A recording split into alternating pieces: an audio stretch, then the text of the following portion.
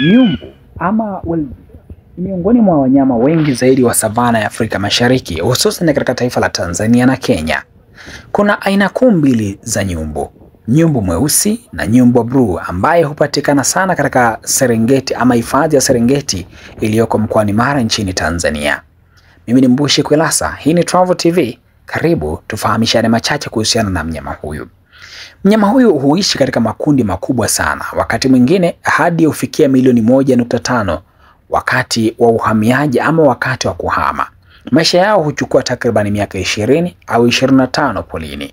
Hutegemea sana misimu ya mvua na upatikanaji wa malisho kama ilivyo kwa mnyama ng'ombe tu.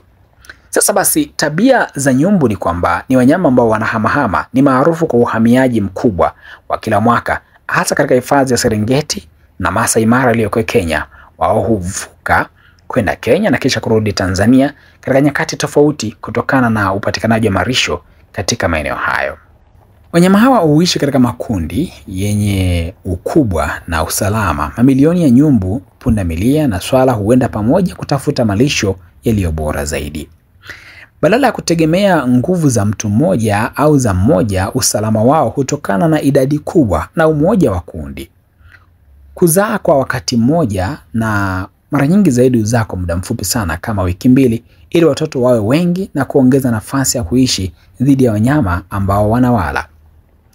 Makundi hufuata mvua wanaotafuta nyasi mbichi kila mara, lakini pia wana uwezo wa kuvuka mito mikubwa kama vile Grumeti na Mara, ingawa ni hatari kwa sababu ya wanyama kama vile mamba ambao huwa nao ni huwafanya kama chakula. Uhamiaji mkubwa zaidi duniani wa wanyama hawa wa nchi kavu ni zaidi ya kilomita 800 hadi 1000 za safari kila mwaka, jambo lisilo la kawaida ambalo huwa wanalifanya.